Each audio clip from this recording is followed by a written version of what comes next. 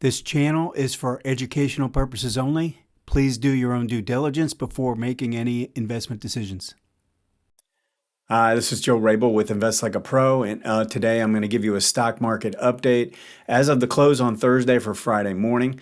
Let's go ahead and get into the market conditions because there were a significant amount of movement this week. I wouldn't say that there's a whole lot of changes into what we see when we look at the conditions, but let's just go through this. I'm going to go through the trend and momentum in a few minutes when I get to my grid chart with the 4 time frames. But let's just start. The sentiment really didn't change very much this week. We've got 40% bulls. That really is about the same as last week. And the difference between the two is at 11%. I think the next time this starts to look really bullish is if this can get down to a negative again or down close to zero, a little bit closer to zero. I would feel like we'd be getting closer to a bullish signal. The overbought oversold oscillator is at 47%. So that is the percent the RSI 5 on the weekly S&P.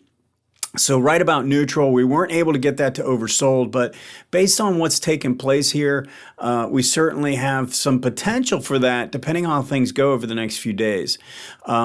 And then when we look at the volatility, again, this was kind of one of the keys that had taken place here a few weeks ago where we saw a strength in the average true range, an increase in the average true range for the S&P.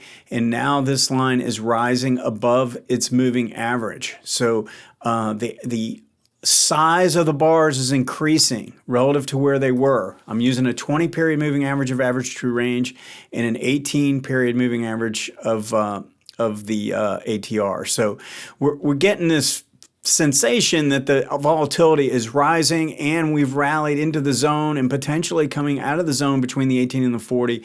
So we're in a dangerous spot right now based on the volatility on the daily chart. On the weekly chart, we really are not showing any increase in the size of the bars at this point. So I'm leaning towards this being more of a short-term decline where we could break 3,800 if we're going to break. And I'm not saying we are, but if we are, I think we break 3,800 and come down and test these lows. Just based on the way this is set up, it's not really set up for a massive decline at this point, I don't think. Let's go ahead and get into the specific time frames. And I want to make sure I just reiterate this one point, which is we're below a declining 18-month, but we're also not breaking the 40-month moving average. And the longer this goes, the more we work off the overbought condition and get closer to the zero line, the higher the probability that, this turns into something more like this rather than something like that. So time is a factor here. The longer this goes, the more likely that we don't get a massive drop. I mean, a lot of times you get these drops, they happen pretty quickly. But we're in this area, and there's been a lot of bearish things that have come out. I mean, the stuff with the banks, what the Fed said yesterday, what Janet Yellen is saying about not really supporting the banks in terms of beyond 250 for investors. So there's a lot of little things coming out that could cause the market to drop, and it really isn't happening. It's not, at least not to a significant degree yet. But I think if we can get this thing, if the thing gets going to the downside here over the next 2 to 3 to 4 days, then I think we've got a pretty full-fledged test coming down to these lows. If, in fact, we don't get the market moving to the downside over the next 3 to 5 days, I think you have to start expecting some kind of a move back to the upside. It's just, I work with hedge funds for years, and these guys get impatient. The short side, guys who play the short side have little patience, especially the professionals, and they're going to get a little jittery if they don't get paid here soon. So that's kind of where I am with this right now in terms of the bigger picture. Now, if we look at the short-term pattern, let's just look at the daily for a second. We did get this to cross back above the 18-day, but look, we're right back below. We closed below yesterday and then took out that low today. We haven't had that much of a rally off the MACD, and we have resistance coming, even if this can push a little bit higher.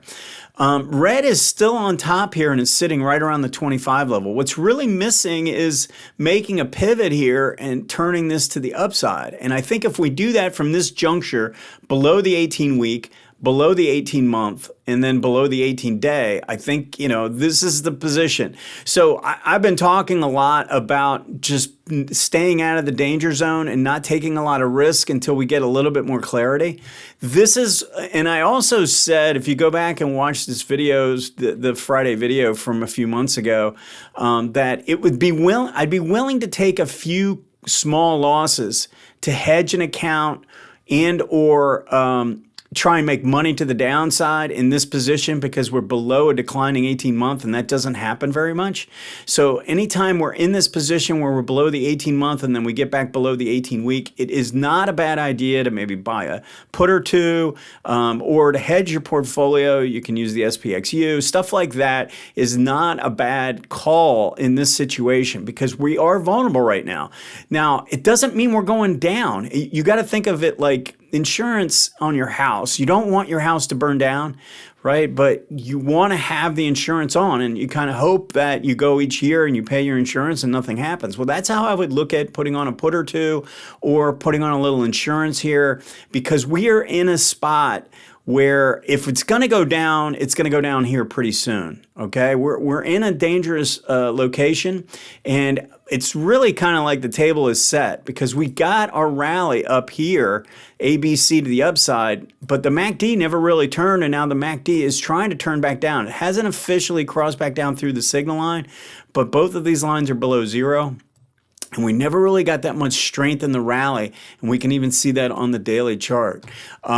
Now, if we go to the real short-term pattern, look at what happened. We got a break of the uptrend line. We already went back and tested, and now we've done the 1, 2, 3. Now, we had a 1, 2, 3 up here too, okay?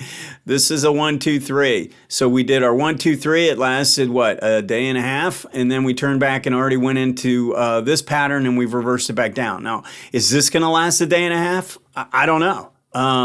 I would feel a lot more comfortable if I got a little bit more confirmation with a better pivot high on the daily and a pivot low where we turn up in the red DI. I think if we got that, then I'd feel a little bit more comfortable with what's going on here. Now, what might need to happen is we might need to make one more lower high and one more lower low.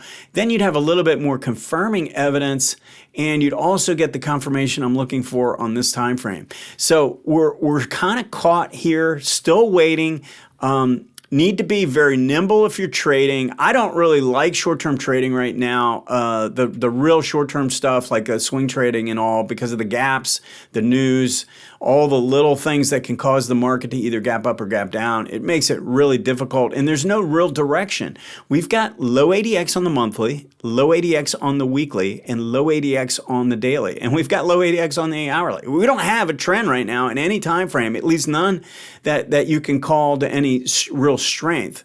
The daily trend will turn more negatively, stronger more negatively if red DI can pivot up from here and price can pivot down. So that's the update for the week. Go ahead and let me know if you have any questions or comments. Thanks.